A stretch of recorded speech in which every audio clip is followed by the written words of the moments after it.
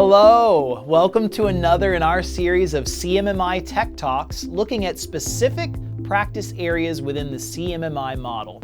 Today, we are going to review the Incident Resolution and Prevention practice area, otherwise known as IRP. We will discuss the intent of this practice area and look at what value it can provide to an organization, as well as looking at the individual practices to see how they can be used to help reduce the impact of service disruptions on our customers and our own business objectives. Incident Resolution and Prevention, IRP, is one of 4 practice areas within the service domain and is within the Managing Business Resilience Capability area, which is in the Managing category. The Managing Business Resilience Capability area contains practice areas that look at different aspects of dealing with problems that might jeopardize our ability to meet our business goals and objectives. Incident Resolution and Prevention is specifically focused on the way we handle and manage disruptions to our services and how we can best limit their impact to maintain agreed service levels. We shall start our tour by looking at the key mandatory model components, the high-level intent and value statements. Intent: resolves and prevents disruptions promptly to sustain service delivery levels. Value: minimizes the impact of disruptions to meet objectives and customer commitments more effectively. We are all familiar with service disruptions in one form or another. Maybe our broadband connection goes down and we cannot connect to the internet. Or we go to turn on a faucet and find that the supply of water to our house has been interrupted. These interruptions to our normal services happen because incidents occur. Maybe our broadband provider is doing some essential network maintenance, which has resulted in an unexpected outage to our connection. And maybe the pipe feeding us water experiences a catastrophic burst, causing an interruption in our water supply. When we experience the effects of incidents as customers, our only real interest is in the problem being resolved as quickly as possible and hopefully not repeated. As a service provider, however, we would additionally want to understand what caused the incident, why it happened, and what we can do to stop it happening again. This is what the Incident Resolution and Prevention practice area is concerned with. We want to resolve issues quickly to minimize the impact on our customers, and we need to try to take appropriate steps, not just to fix the current incident, but to prevent it from happening again in the future. The practices of incident resolution and prevention go up to practice group level 3 and reflect the expected evolutionary progression towards increasing capability. The level 1 practices simply direct us to record and resolve incidents when they occur. At level 2, we encounter practices that encourage more planning and management of incidents by establishing approaches for responding to incidents and monitoring and communicating their status.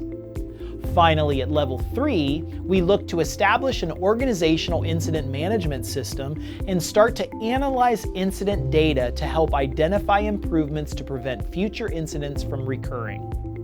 Let us turn now to the individual practices within the IRP practice area. IRP 1.1 is a typical level 1 practice that simply looks for us to record the fact that incidents have happened and work to resolve them. Obviously, resolving an incident is imperative for any service provider, as each incident will almost certainly have a very negative effect on our customers. Failing to resolve them will result in reputational damage arising from unhappy customers due to our failure to meet agreed service levels. By recording incidents, we can better understand both the nature of the problem and the incident status. At level 2, IRP practices focus more on the planning and managing of incidents. We know that with any service system, the potential for incidents exists, so we should put in place plans to manage and resolve them when they do. IRP 2.1 looks for us to establish an approach to the management of incidents. Incident management approaches might detail how incidents are to be reported, assessed, and actioned. They might involve the setting up of a specialized help desk or service desk, and we might need to clearly define the type of information that we need to process the incident. Sometimes we may detect incidents ourselves through automated monitoring systems. Other times, the first we learn of it may be when a customer calls us to report a problem with the services they are receiving.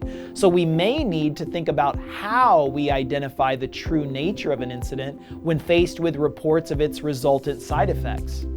In our water supply scenario, for example, the incident is a burst pipe. But we will probably learn about that incident through people reporting the side effect of no water being supplied. Finally, our approach should outline actions we can take to identify possible preventative measures and workarounds to help us better handle similar incidents in the future. IRP 2.2 calls for us to monitor and resolve each incident to closure.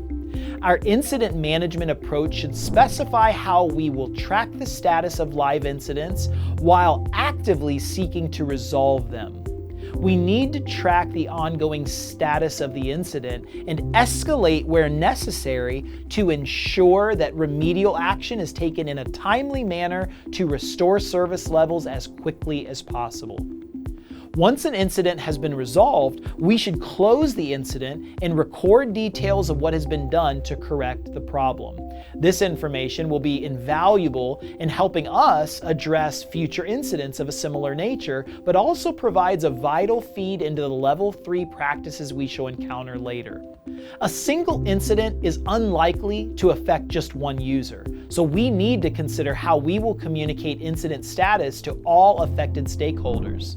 IRP 2.3 is concerned with minimizing the disruption to all stakeholders by ensuring they are kept informed of any incidents which are likely to impact them. This is in some respects a damage limitation activity. It is generally much better for us to have an open and transparent dialogue with our stakeholders to inform them of incidents they may be experiencing, along with the action that is being taken to address them, than to leave them to discover problems for themselves. This also means the load on the service desk may be considerably reduced, as stakeholders who have been informed of problems and are being kept up to date with them are less likely to flood the service desk with multiple calls regarding the same incident. At level 3, we expand and extend some of the level 2 practices. IRP 3.1 extends the idea of having a formalized incident management approach by looking for a wider incident management system for processing all incidents and managing their resolution. When CMMI refers to a system, it doesn't just refer to a single tool, but the aggregation of all resources needed to, in this case, manage incidents. So we would expect to see in our incident management system service desk tools, service agents to operate those service desks, processes and procedures for logging, escalating, analyzing, and resolving incidents, and anything else that might be necessary in order to provide a coordinated and comprehensive response to the management of incidents. By introducing a full-featured management system, we can keep better track on historical incidents to enable us to mine this data and look for trends. We may identify resolution actions and workarounds that have proven to be effective, so this information can be used to address future problems. The data within the system should evolve as our service system evolves, so we should make sure that we have mechanisms to update and maintain the integrity and relevance of data held within the system. This data becomes invaluable when we look at IRP 3.2, which calls for us to analyze selected, usually high-impact incidents and their resolution data in order to identify steps to prevent them from happening again. If we go back to our early example of a burst water pipe resulting in loss of water supply to a set of properties, this could be a one-off incident, for example. The pipe was accidentally damaged as a result of drilling performed by highway contractors who were fixing the road above the main water pipe. In such cases where there is a clear and obvious cause, it may be sufficient for us to just fix the pipe, resume normal supply, and close the matter. If, however, there was no obvious cause for an incident, we might have to look a little deeper into why the pipe burst. In doing this, we might discover a trend of similar issues in that area, and on further examination, discover that the pipe in question is old and has deteriorated over time.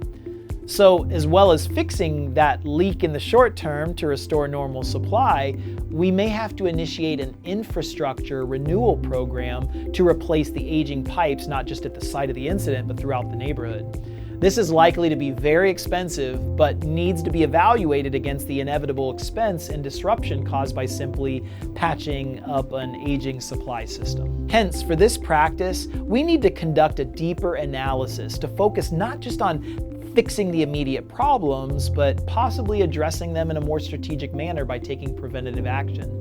These then are the practices of the Incident Resolution and Prevention IRP practice area. To summarize the main points, IRP covers recording and resolving incidents, developing an incident management approach, monitoring incidents and managing them to closure, communicating incident status to affected stakeholders, establishing an incident management system, and analyzing incidents to identify measures to prevent them from recurring. Thank you for joining us for this CMMI Tech Talk. If you have questions, please contact us at support.isaca.org.